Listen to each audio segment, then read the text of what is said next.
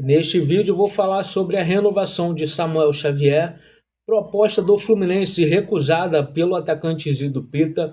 Fluminense tenta negociar Terãs com o Vitória para trazer o goleiro Lucas Arcanjo. Falo também sobre a montagem do elenco do Fluminense para a próxima temporada.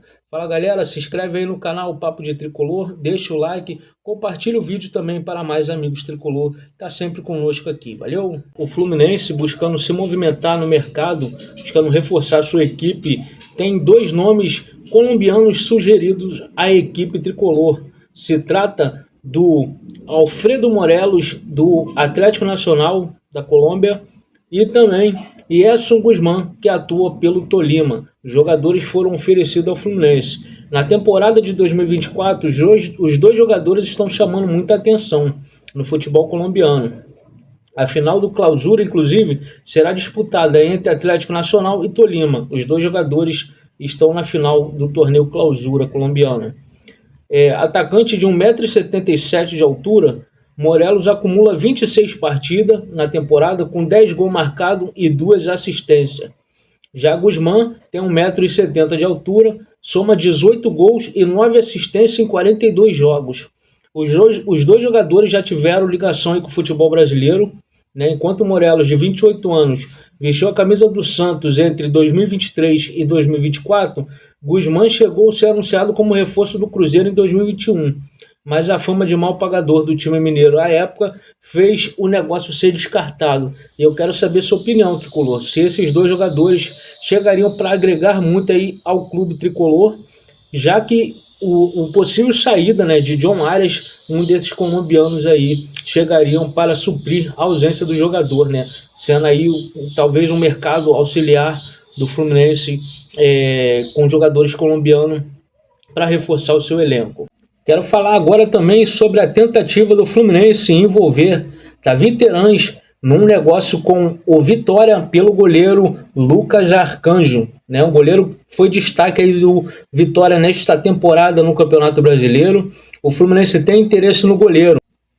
O Fluminense buscando reforçar o seu setor defensivo, né? Contratando um goleiro, já que atualmente conta só com Fábio e com Vitor Eudes para a meta tricolor. Lucas Arcanjo chegaria, né, para ser aí o reserva imediato do Fábio, já que pelo grande destaque que ele teve, chegaria aí para suprir, né, trocar, alternar com o Fábio o gol tricolor.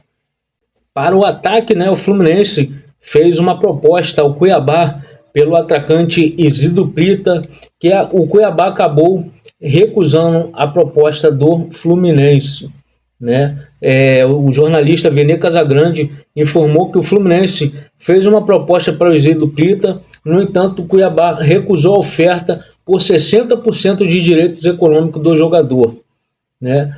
Segundo o comunicador, os valores estão abaixo do que a equipe cuiabana pretende receber pelo atleta, né? O centroavante foi um dos destaques, né, da equipe rebaixada no Campeonato Brasileiro. Ao todo ele marcou 21 gols e deu 3 assistências em 62 partidas. No Brasileirão, ele balançou as redes em 7 vezes, jogando 35 jogos, e deu 2 passes para gol, né? Então, o Cuiabá recusou a proposta do Fluminense. Não sei se passa aí pela cabeça da diretoria do Fluminense acabar envolvendo os jogadores numa troca, né? Numa possível troca com o Cuiabá. O Cuiabá que foi rebaixado, e o presidente dele já havia dito numa outra oportunidade, entrevista, de que preferia vender e ter dinheiro, né, para poder manter o ano do Cuiabá, que vai sofrer, né, na segunda divisão com pouca verba. A movimentação do Fluminense também no mercado, né, se conta também para o Fluminense segurar jogadores, né, conseguir renovar com alguns atletas, como o Samuel Xavier. Nesta terça-feira, o portal do GE notificou que o clube fez uma proposta de renovação com o lateral de 34 anos. O vínculo oferecido é até o final de 2026. A oferta também incluiria um aumento salarial para o jogador. Atualmente, Samuel Xavier tem contrato com o Fluminense até o final de 2025. Ainda assim, vale ressaltar que a partir de julho ele estaria livre para assinar um pré-contrato com qualquer equipe. Então, já visando essa parte aí, que a partir de julho o Fluminense poderia perder o atleta até de graça para outra equipe, o Fluminense tenta estender o vínculo do atleta até 2026. E agora eu quero falar uma coisa aqui sobre o presidente Mário Bittencourt. Para ele tentar olhar melhor o que ele pensa em fazer com o Fluminense para essa próxima temporada. O Fluminense terá diversos jogos, diversas competições pela frente.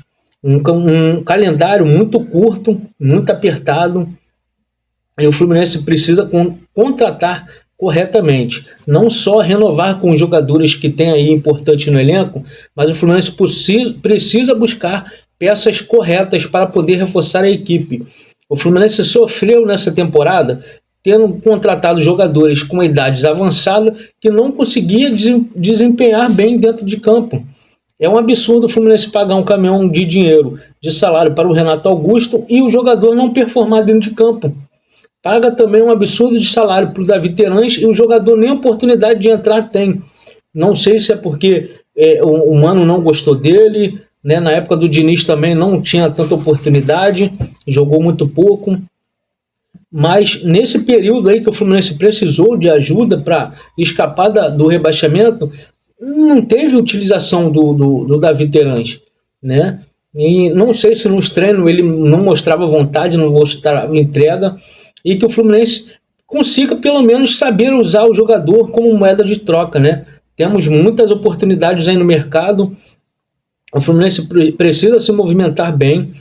Vai sair agora aí o John Arias, né, já foi dado como certo a venda dele para fora, e o Fluminense com esse dinheiro que for vendido Arias, que não pode ser merreca como o Fluminense sempre aí na gestão do Mário, vendendo jogadores com oportunidade de arrebentar, vendendo com preços muito defasados. O Fluminense precisa contratar corretamente para poder não passar pelo mesmo problema em 2025. A gente começa com o Campeonato Carioca. Acredito que seria ideal o Fluminense mesclar muitos jogadores do Sub-17 e do Sub-20, que a molecada do Sub-17 está arrebentando.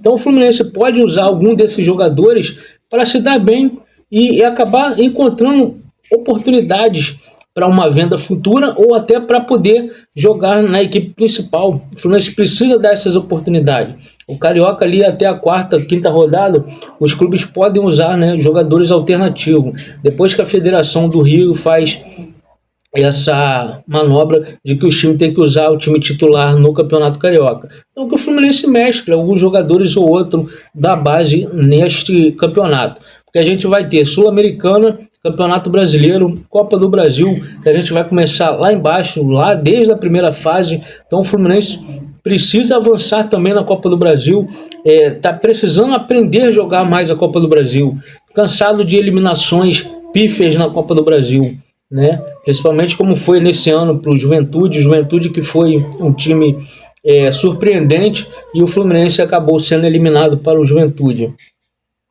E na Sul-Americana, né? E sem contar o Mundial.